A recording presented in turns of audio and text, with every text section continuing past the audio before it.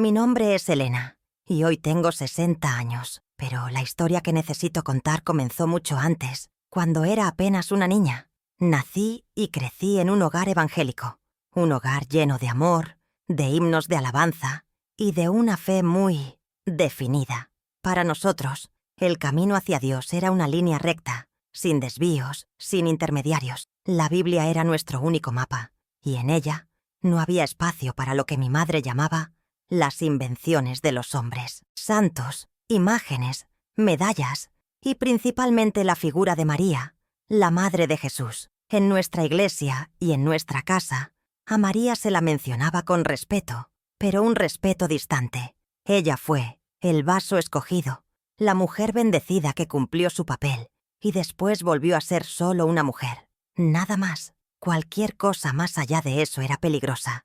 Era un paso hacia la idolatría, una desviación de la adoración que pertenecía únicamente a Dios y a su Hijo, Jesucristo. Yo no solo creí en eso, lo viví.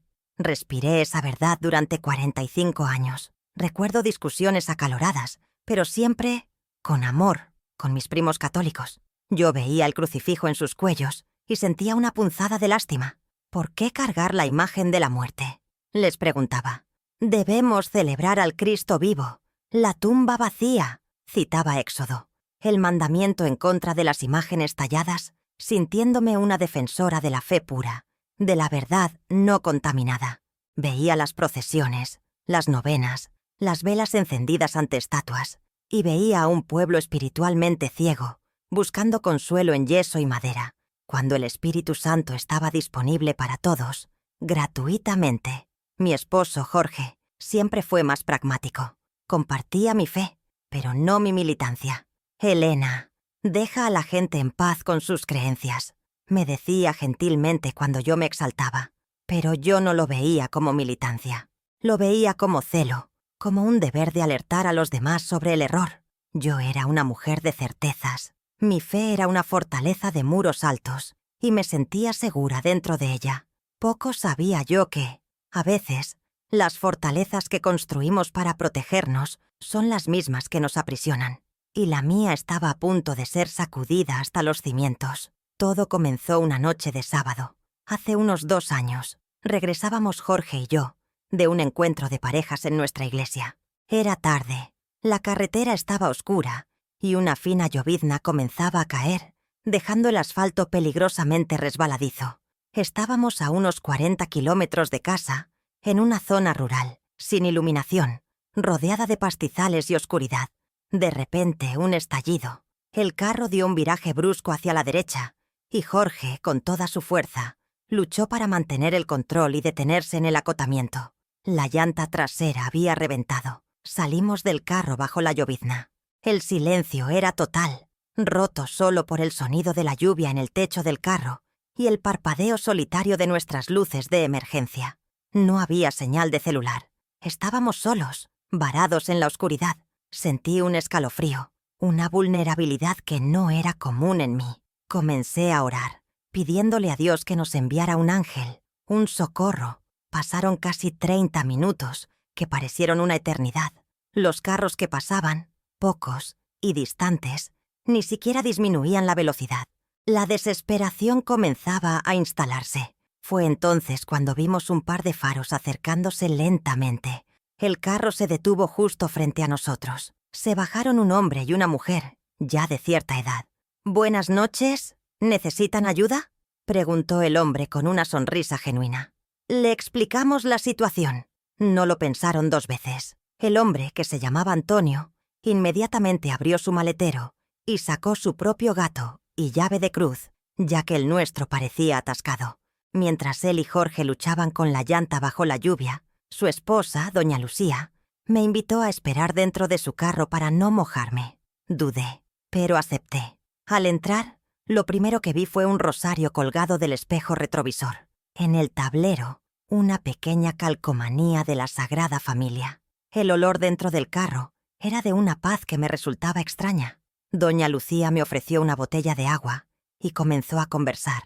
Habló de sus hijos, de sus nietos, de la fe que los movía. Hablaba de Dios con la misma intimidad que yo, pero entonces mencionó a Nuestra Señora. Siempre rezamos el rosario antes de salir a la carretera de noche, dijo, señalando el objeto colgado. Le pedimos protección a la Madrecita. Ella nunca falla. Sentí un escalofrío de incomodidad. Allí estaba, justo frente a mí, la tal idolatría en su forma más cotidiana. Sonreí, una sonrisa forzada, y no dije nada. Por dentro, mi cerebro de 45 años de doctrina estaba a toda marcha. Pobrecita, poniendo su fe en un collar de cuentas. Agradece a Dios, no a una estatua. Estaba juzgando a aquella mujer bondadosa que se detuvo a ayudarme en medio de la nada. La ironía de la situación se me escapó por completo en ese momento. Cuando la llanta finalmente fue cambiada, Jorge y yo agradecimos profusamente. Quisimos darles algo de dinero por el trabajo, pero se negaron vehementemente. Dios nos puso en el camino de ustedes. La ayuda es de Él. Nosotros solo somos los instrumentos, dijo Antonio. Antes de despedirnos, doña Lucía se acercó a mí, abrió la palma de su mano y me mostró una pequeña estampita de papel, una imagen de la Virgen María con un manto azul estrellado. «Tome esto», dijo con una dulzura que me desarmó, «para que le dé protección en el resto del camino. Póngala en su guantera. Mal no hace». Me quedé helada. Rechazarlo sería una grosería imperdonable. Aceptarlo parecía una traición a todo lo que yo creía. Tomé la estampita con la punta de los dedos, como si quemara. «Gracias», murmuré. Cuando entré al carro, mi primera intención fue arrugar el papel y tirarlo por la ventana tan pronto como se fueran. Pero Jorge vio mi gesto. «Elena, por favor, guárdala. Fue un acto de amabilidad. No cuesta nada». Con un suspiro de contrariedad, abrí la guantera y tiré la estampita allí dentro, en medio de manuales del carro y papeles viejos. Cerré la puerta y, para mí, el asunto estaba zanjado. Me olvidé por completo de aquello. Pasaron unos 3 meses. La vida siguió su curso normal. Nuestros hijos, Lucas, de 22 años, y Sofía, de 19, estaban en la universidad en otra ciudad, a unas 4 horas de distancia. Aquel viernes en particular, vendrían a casa para pasar el fin de semana. Lucas, el mayor, vendría manejando.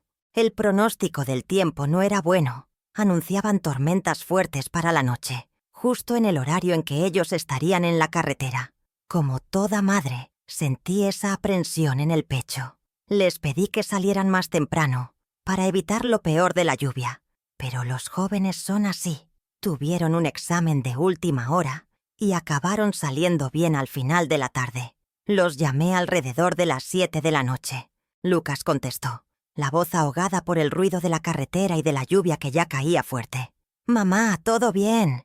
Estamos entrando a la sierra ahora. La lluvia está arreciando, pero voy despacio. Te amo. Un beso». «Yo también te amo, mi niño. Maneja con cuidado. Que Dios los proteja», le dije. Las horas siguientes fueron de una agonía silenciosa. Caminaba de un lado a otro de la sala. Jorge intentaba calmarme, diciendo que Lucas era un conductor prudente. Pero el corazón de una madre no obedece a la lógica. Miraba el reloj, miraba la lluvia golpear la ventana. Cada par de faros que pasaba por la calle, yo saltaba, pensando que eran ellos. 9, 10, 10:30. El tiempo de viaje normal ya se había agotado. Intentaba llamar, pero el celular de Lucas iba directo al buzón de voz. El de Sofía también. El pánico comenzó a transformarse en un dolor físico en mi pecho. Me arrodillé en medio de la sala y comencé a clamar. «Señor, guarda a mis hijos. Dios mío, ten misericordia. Envía a tus ángeles para que estén con ellos en esa carretera. No los desampares, Padre». Fue cuando sonó el teléfono fijo. El sonido pareció un disparo en el silencio de la casa. Jorge y yo nos miramos. Nuestros corazones se detuvieron. Él contestó, con la mano temblando. Yo solo podía ver cómo su rostro perdía el color. Escuchaba, mudo, y después dijo solamente, «Vamos para allá, ahora mismo». Colgó y me miró. «Elena, fue la policía de carreteras. Los chicos tuvieron un accidente. Están vivos. Los están llevando al hospital de emergencias de San Miguel, la ciudad más cercana al lugar. Tenemos que ir». No lloré, no grité. Entré en un estado de shock. Un piloto automático movido por la adrenalina y el miedo. Tomamos el carro y volamos por la misma carretera oscura y lluviosa, donde estaban mis hijos. No podía orar con palabras. Mi mente era un ruido blanco de pánico. Vivos. La palabra resonaba en mi cabeza. Pero, ¿qué significaba vivos? ¿Un rasguño? ¿Una fractura? ¿Algo peor?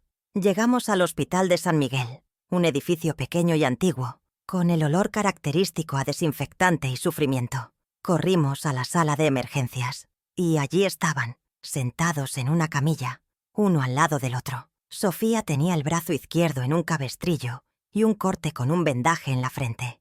Lucas llevaba un collarín cervical, el rostro pálido y arañado, los ojos enormes de susto, pero estaban allí, enteros. Corrí y los abracé, un abrazo que intentaba juntar todos los pedazos de mi corazón que se habían esparcido por la carretera.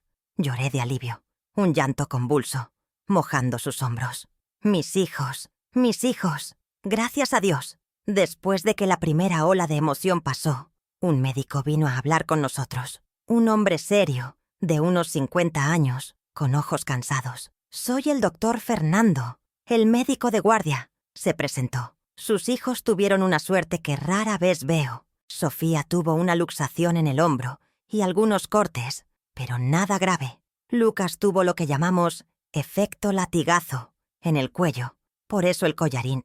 Es por precaución, pero fuera de los moretones y el susto, están milagrosamente bien. Y digo, milagrosamente, porque vi las fotos del carro. Y, honestamente, no sé cómo salieron de ahí. Jorge preguntó, ¿qué pasó exactamente, doctor? El médico suspiró. Por lo que contó su hijo, y por lo que relataron los paramédicos, perdió el control del carro en la curva por el hidroplaneo.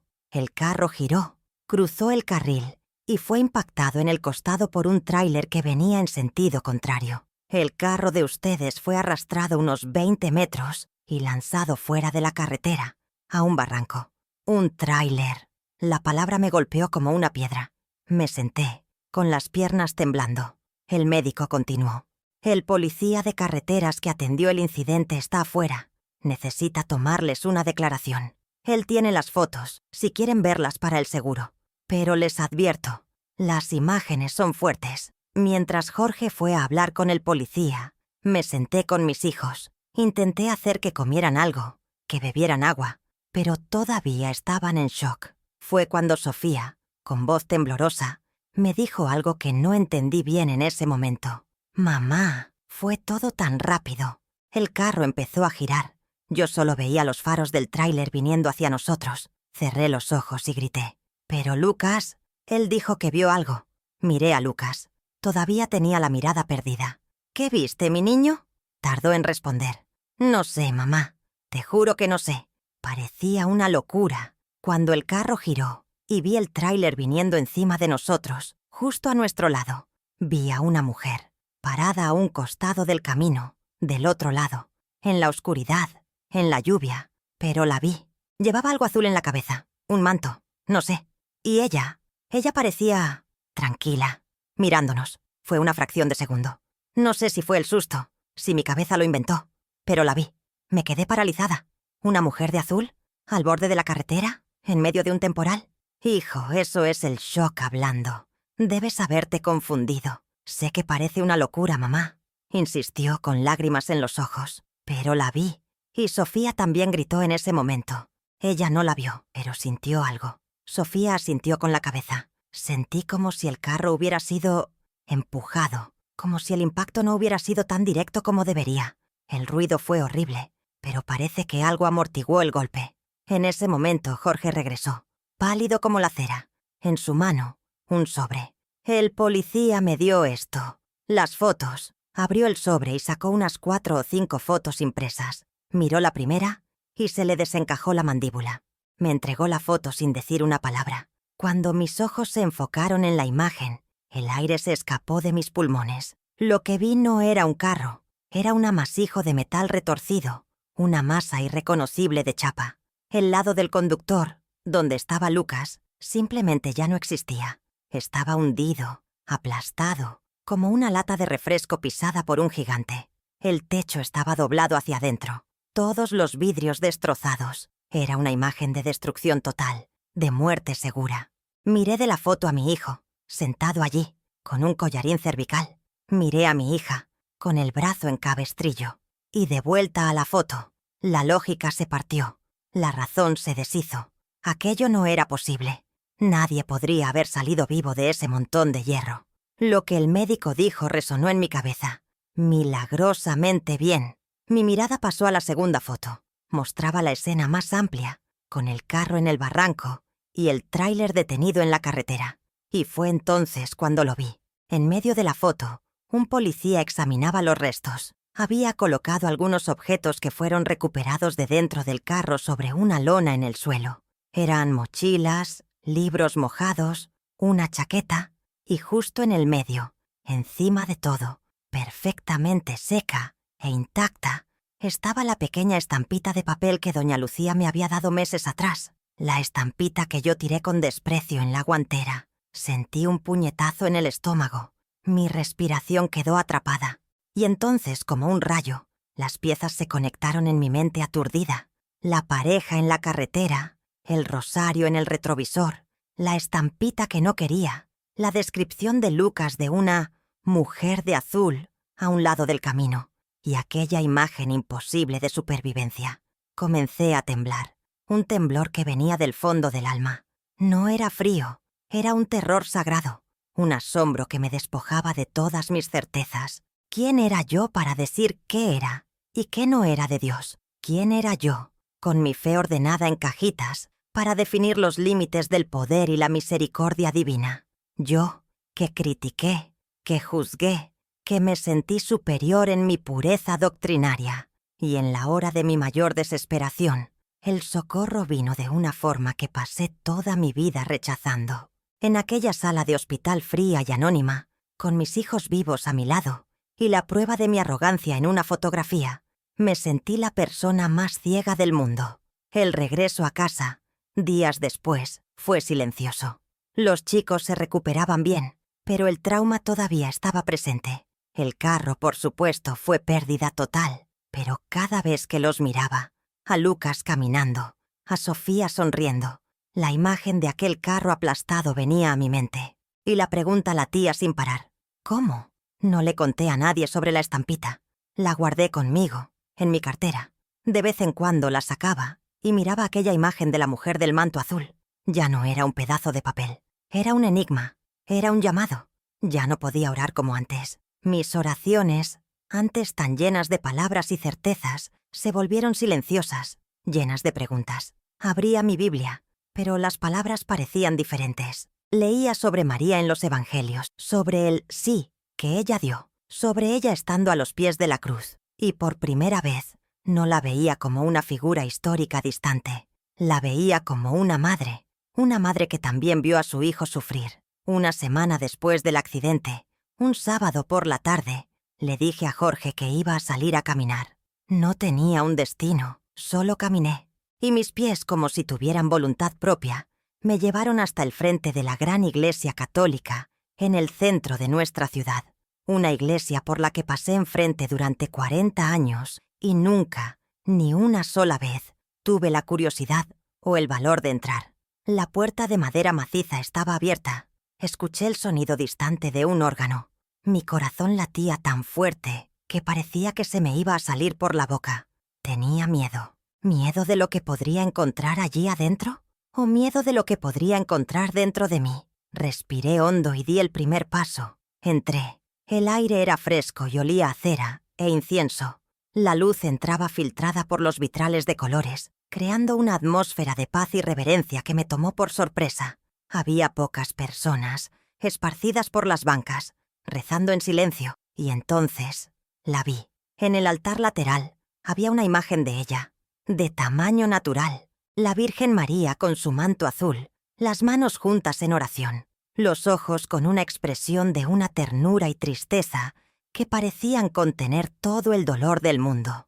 Era la misma mujer de la estampita, la misma mujer de azul que mi hijo describió. Me acerqué despacio, como quien se acerca a algo muy sagrado y muy poderoso.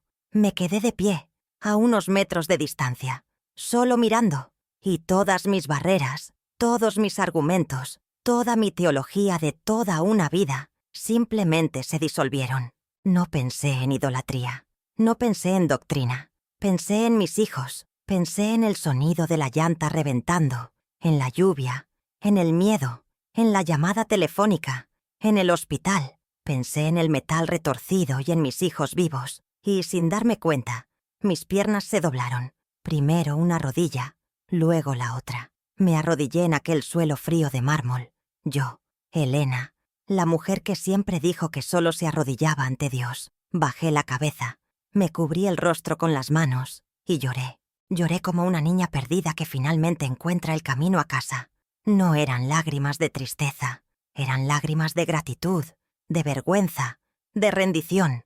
No dije una palabra, pero mi corazón gritaba: ¿fuiste tú? Gracias. Gracias por haber estado allí cuando yo no podía estar. Gracias por haber cuidado de mis hijos. Perdóname. Perdóname por mi ceguera. Perdóname por mi arrogancia. En ese momento, arrodillada en el suelo de una iglesia que siempre desprecié, ante una imagen que siempre condené, no perdí mi fe en Dios. Al contrario, sentí que por primera vez estaba empezando a comprender la dimensión de su amor. Un amor tan grande que nos da una madre para que nos cuide en el camino. Hoy, han pasado 2 años. Mi vida ha cambiado. No me volví católica de la noche a la mañana. Mi viaje ha sido lento, personal y silencioso. Todavía voy a mi iglesia evangélica con Jorge. Los himnos aún tocan mi corazón. Pero ahora, durante la semana, también voy a aquella iglesita católica. Me siento en la última banca y permanezco en silencio. Encuentro una paz que no sabía que necesitaba. Lucas y Sofía saben de mi cambio. ¿Lo entienden? Aquella noche nos marcó a todos. Lucas nunca más tuvo la certeza de si lo que vio fue real o una alucinación. Pero dice que no importa. Lo que importa es que están aquí. Y siempre sonríe cuando ve una imagen de la muchacha de azul. Ya no tengo todas las respuestas. Abandoné mi fortaleza de certezas y aprendí a vivir en el misterio de la fe. Aprendí que Dios obra de maneras que nuestra mente limitada no siempre logra comprender. Y aprendí que el amor de una madre, ya sea terrenal o celestial, es una fuerza poderosa y protectora. Si tú, que me estás escuchando, creciste como yo, con miedo o desprecio por estas cosas, no estoy aquí para convencerte de nada. Solo estoy compartiendo mi historia. La historia de una mujer terca que necesitó ver el carro de sus hijos destruido para entender que los muros que construyó alrededor de su fe no estaban manteniendo los errores afuera, estaban manteniendo la plenitud del amor de Dios afuera. Fui evangélica durante 45 años y todavía amo a Jesús por encima de todas las cosas, pero hoy sé que no camino sola. Sé que en aquella noche oscura y lluviosa, cuando mis rodillas estaban en el suelo de mi sala clamando por un milagro, la ayuda ya estaba en camino, en la carretera, vestida de azul, y por eso mi gratitud será eterna.